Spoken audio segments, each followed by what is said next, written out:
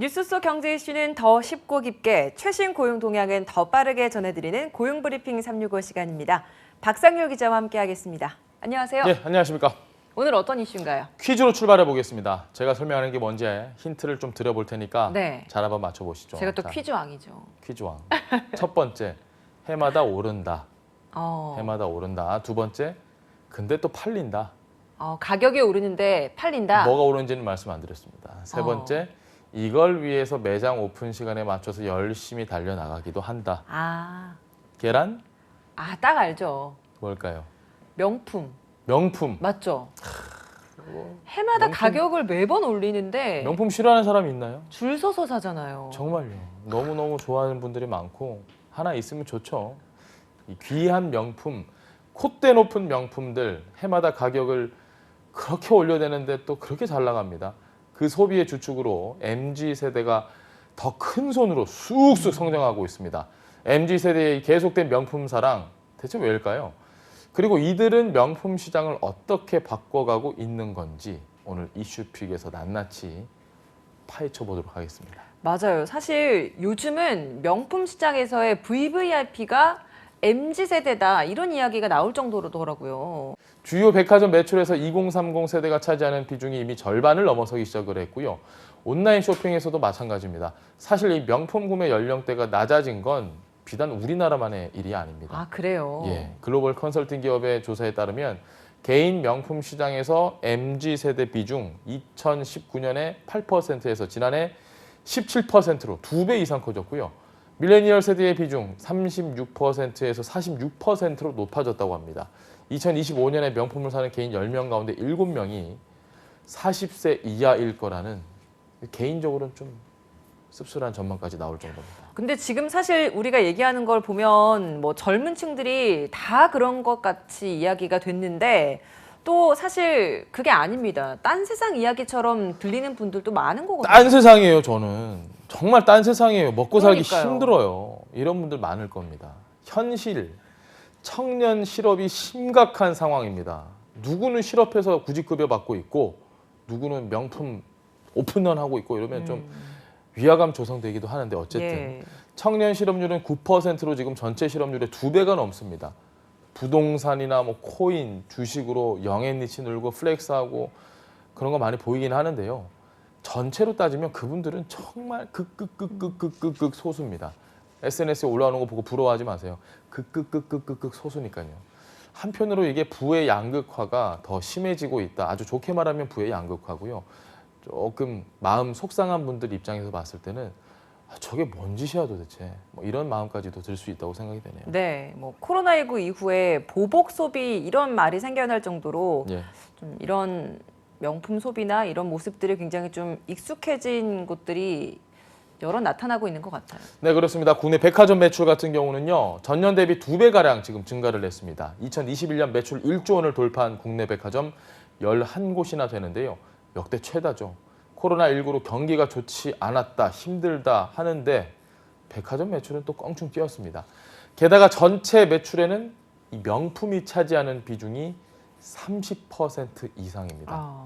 11곳 가운데 7곳이 3대 명품이라 불리는 브랜드들을 갖춘 점포로 나타나면서 명품 중심 성장세가 재확인됐습니다. 그런데 MZ세대가 명품을 구매하면서 나타난 새로운 흐름이 있습니다. 바로 온라인 명품 구매입니다.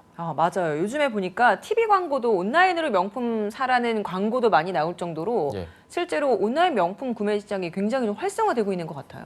톱스타들이 광고 시장에 나타났을 때 첫 번째로 좀 놀랬던 게 게임. 어우, 저런 광고에 나온다? 이런 걸 맞아요, 느꼈는데 요즘은 김혜수가? 맞아요. 이정재가 막 이런 느낌, 그런 분들이 탑 모델로 나오는 경우가 많아요. 국내 온라인 명품 시장이 급성장하면서 온라인 결제에 익숙한 MZ세대 같은 경우는 명품 구매 비중 훨씬 더 커지겠죠. 한 카드사의 빅데이터를 봤습니다. 2021년 1분기 기준 온라인 명품 플랫폼에서 MZ세대가 결제한 비중 73%에 달했습니다. 당근마켓, 또 번개장터 등 이런 중고거래 플랫폼이 부상하면서 MZ세대의 중고 명품 거래량도 늘어나고 있는 게 특징으로 꼽힙니다. MZ세대의 명품 소비가 더 많아진 건 어떤 이유로 봐야 됩니까? 현재의 삶을 위한 만족도를 높이는 차원에서 명품을 구매한다라는 시각도 존재를 하고요. 뭐 일부에서는 참 돈이 많구나 이런 시각도 분명히 있을 거고 원래 제1 자산으로 꼽히는 게 역시 우리나라 사람들 집이죠. 부동산 아니겠습니까? 맞아요. 근데 이게 자고 일어나면 집값은 1억 뛰어 있고 2억 뛰어 있고 내가 월급 계산해 보니까 48년 일해도 집 하나 못 사고 아 이거 내 집 마련 포기하는 분들 많잖아요.